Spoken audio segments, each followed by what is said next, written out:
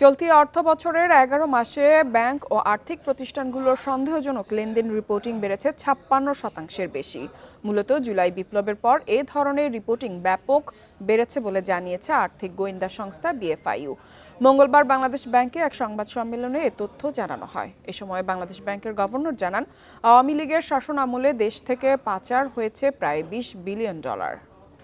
এই ঈদে জামা জুতো অ্যাকসেসরিজের ডিসকাউন্ট।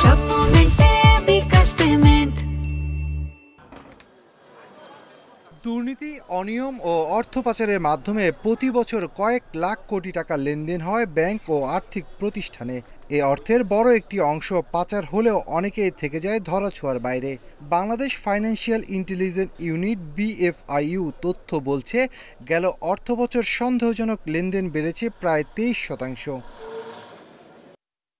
প্রতিবেদনে বলা হয়, ২০২২-২৩ অর্থবছরে ১৪,১০৬টি সন্দেহজনক লেনদেনের তথ্য পেয়েছিল বিএফআইইউ।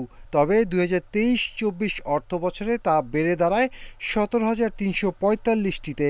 এছাড়া বিভিন্ন আইন প্রয়োগকারী সংস্থা ও সরকারি সংস্থার সাথে ১,১২০টি তথ্য বিনিময় করেছে বিএফআইইউ, যা আগের অর্থবছরের চেয়ে প্রায় ১৪% বেশি।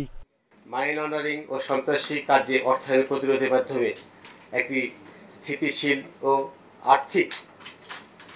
আর্থিক ব্যবস্থা এবং এটা প্রতিষ্ঠা করতে বিএফআইইউ অব্যাহত সফলতার জন্য আমাদের সহযোগিতা একান্ত কাম্য।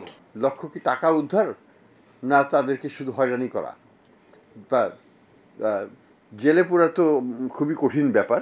আমার কাছে প্রধানত হচ্ছে আমার ব্যাংকের টাকা গেছে, আমি ব্যাংকের টাকাটা আমাকে উদ্ধার করতে হবে। সংবাদ সম্মেলনে বাংলাদেশ ব্যাংকের গভর্নর জানান, ব্যবসা প্রতিষ্ঠানকে ক্ষতিগ্রস্ত করে কোনো ব্যাংক হিসাব জব্দ করা হবে না। তবে প্রাথমিকভাবে ইসলামী ব্যাংকগুলোকে একীভূত করা হবে। আমানতকারীদের স্বার্থ রক্ষায় সব ধরনের উদ্যোগ নেওয়া হয়েছে বলেও জানান গভর্নর। আমরা একবারে তো সবগুলো করতে পারবো না, আমাদের ক্যাপাসিটিও তো সীমিত। তো সেই জন্য এক্স্যাক্ট নাম্বারটা এখনও সেইভাবে বলাটা মুশকিল।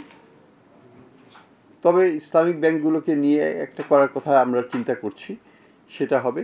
কারো কোনো চিন্তার কোনো কারণ নেই, কারণ প্রথম পর্যায়ে যেটা আইনেই বলা আছে, সরকারিকরণ করা হবে। এ সময় বিএফআইইউ জানায়, শুধু নিজেরা স্বপ্রণোদিত হয়ে কোনো ব্যাংকের হিসাব জব্দ করা হয় না, বিভিন্ন সংস্থার অভিযোগের ভিত্তিতেও জব্দ করা হয়। এবং আমরা রিকোয়েস্ট।